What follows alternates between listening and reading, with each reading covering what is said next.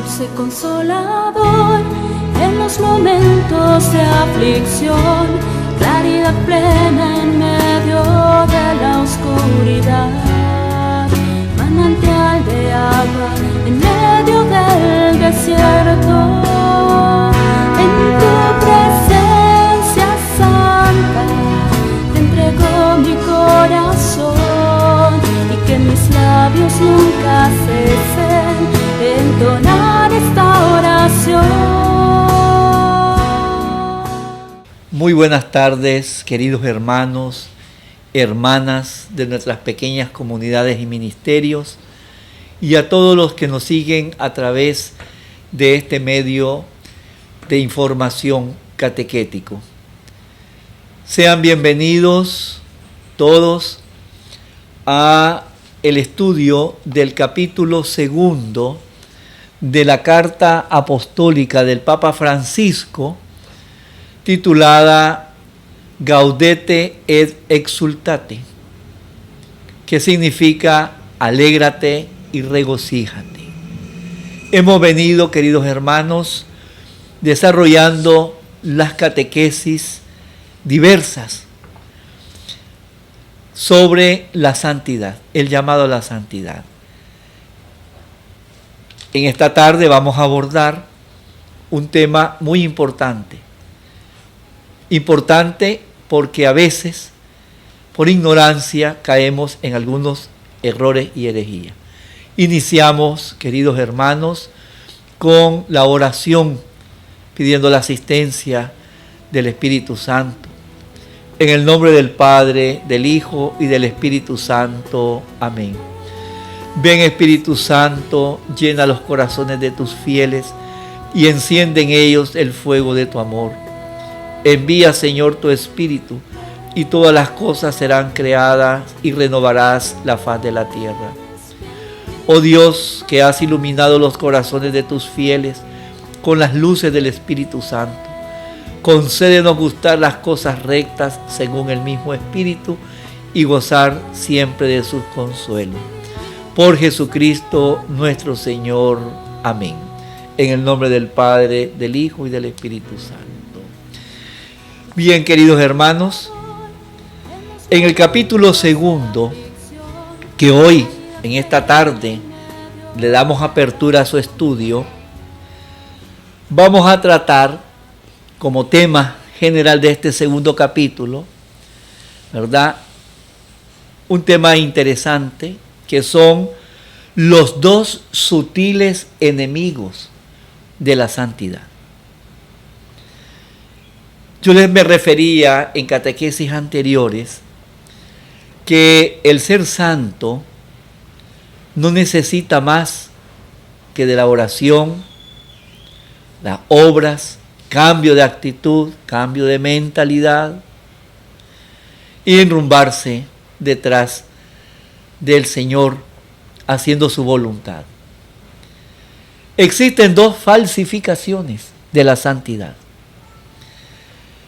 Y estas dos falsificaciones de la santidad podrían desviarnos del camino verdadero del cristiano. El católico, con la asistencia del Espíritu Santo, debe de saber identificar verdaderamente ese espíritu de santidad que Dios nos regala y tener cuidado porque nos podríamos desviar. Estos dos grandes falsificaciones o enemigos de la santidad se conocen con el nombre de el gnosticismo y el pelagianismo.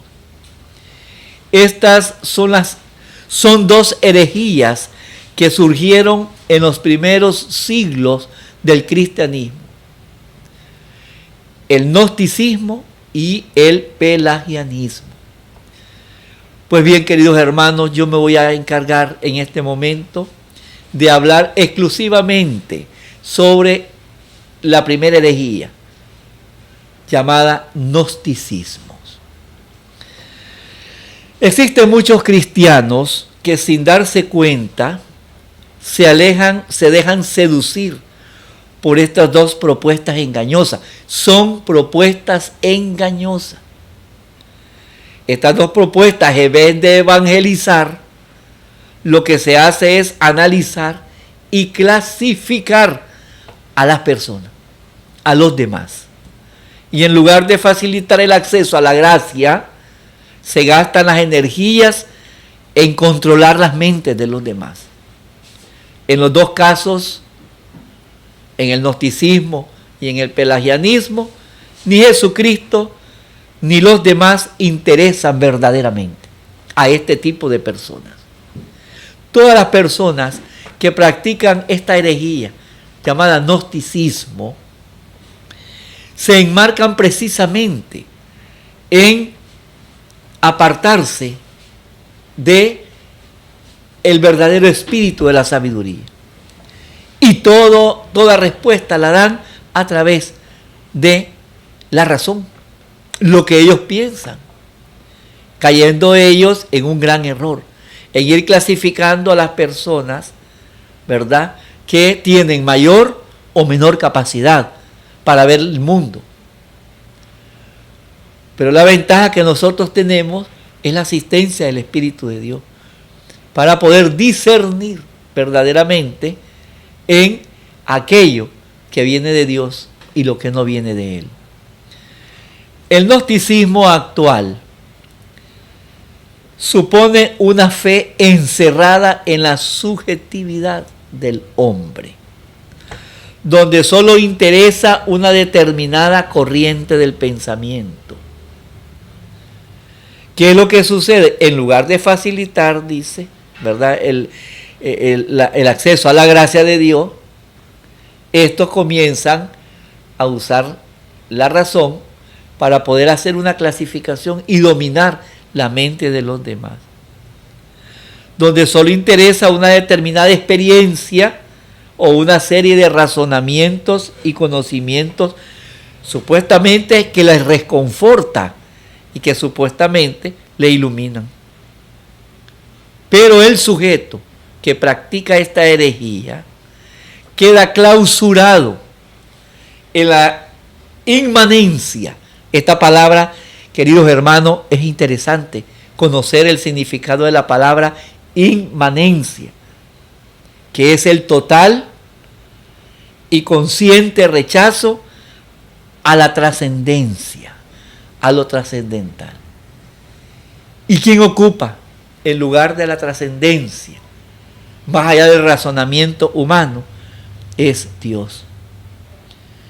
Estas personas, ¿verdad?, creen que con saber y saber y saber, creen que con todo el conocimiento, lejos de la iluminación de Dios en sus vidas, pueden dar respuestas a tantas interrogantes en el mundo. Ellos usan su propia razón, ellos usan sus propios, ¿verdad?, la razón, pero están lejos de sentir, de palpar lo que el otro, la otra persona o los demás sienten. Entonces, vamos a dar un pequeño ejemplo sobre quienes practican el gnosticismo. Es una experiencia que ellos viven, porque yo no necesito, ni ustedes, queridos hermanos, necesitan ir a las 5 de la mañana con un balde al mar y una bolsa llena de pétalos de rosas para ofrecerla a los astros, a la fuerza del mar, y sentirse seguro de que yo soy mejor que los que quedaron allá en sus casas acostados o los que están trabajando. Adorás lo que no has creado. Adorás lo que ni tan siquiera conoces con profundidad. Solamente sabes lo que tu mente te indica y lo que los otros herejes gnósticos famosos te han metido en tu mente. Y de regreso Ya tiraste los pétalos, te bañaste con los pétalos de las flores y oíste el ruido del mar y ahí dijiste unas palabras al mar porque el mar te tiene que dar la fuerza. Entonces, en el balde traes agua salada hasta tu casa para lavar las puertas de entrada y las paredes, para protegerte de todo lo malo y de todo mal. ¿Qué fue eso? He confiado en Dios, he confiado en la divina providencia, he usado la razón o he usado la fe. Fue la razón. Porque una persona que se dice que a las 3, 4 de la mañana en los árboles de toda su cuadra puede ver duendes guindados en las ramas, entonces quiere decir que eso no viene de Dios. Eso no viene de Dios. Estas personas viven en constante herejía, son herejes, porque están ellos poniendo en el lugar de Dios su mente, su razón.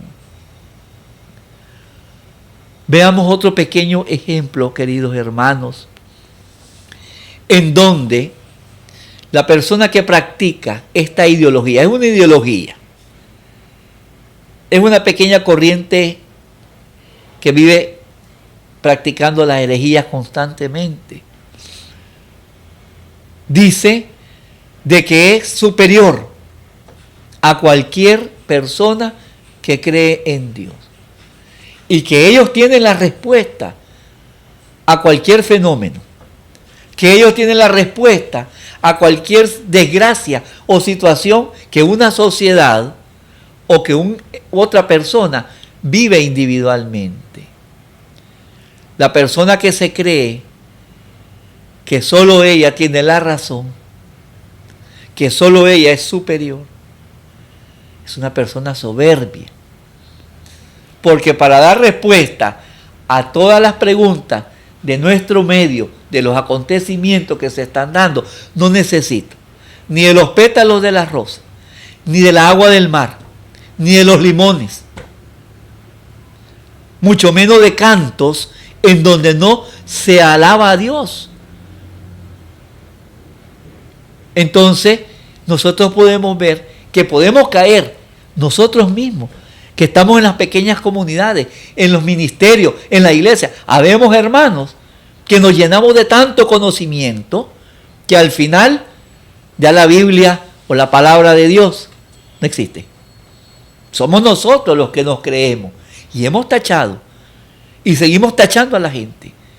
Es que el hermano tal sabe más de tal cosa que el hermano tal. No.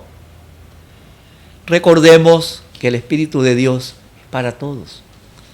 Siempre y cuando nosotros confiemos en ese Espíritu, en donde, ¿cómo quiero yo describir a Dios con mi mente? Si yo ni tan siquiera he visto ni he sentido la necesidad de aquel prójimo, del que está necesitado de mí. Solo puedo tachar, porque el gnosticista es así, el gnóstico es así. Es que ese sufrió ese accidente porque era un inútil. Porque yo lo invité a mis reuniones, porque ahí iba a encontrar respuesta. Pero ¿qué tiene que ver el accidente con esa corriente ideológica? Es una corriente ideológica. Porque ni Dios quería que se accidentara, ni mucho menos el que se accidentó quería hacerlo. Pero estas personas van señalando a la que quedó viuda. Es una herejía decir, gracias a Dios, hermana, se te murió ese desgraciado. No. ¿Quién es ella para juzgar? ¿Quién es esa persona? ¿Quiénes son los gnósticos para ser jueces? Si ni Dios. Jesucristo fue claro. Jesucristo le dijo a la pecadora, mira, no están los que te han juzgado. Y Jesús no juzgó, y Jesús no usó el pensamiento, usó el corazón. Trascendió más allá el pesar la compasión que la mente de Jesús. La primera característica del gnosticismo actual dice que es tener una mente sin Dios y sin carne. De algo sí debemos estar nosotros claros, queridos hermanos, y seguros, que lo que mide la perfección del ser humano es su grado de caridad. Es el grado de caridad. Porque una mente sin Dios y sin carne simplemente está vacío. Es un espacio hueco. Jesucristo sintió compasión de la muchedumbre y dio de comer. Jesucristo sintió compasión de muchos enfermos y los sanó.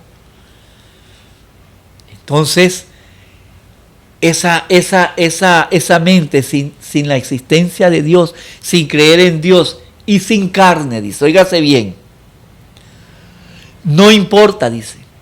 El gnosticista se llena de una gran cantidad de datos y de conocimientos que acumula en su mente.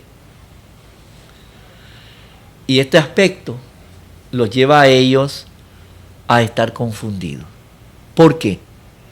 Porque el gnóstico, cuando se llena su mente de tantas lecturas, de tanta cantidad de datos, digamos que es una computadora. Y la computadora no siente. La computadora no te va a ir a dar de comer, ni te va a juzgar tampoco.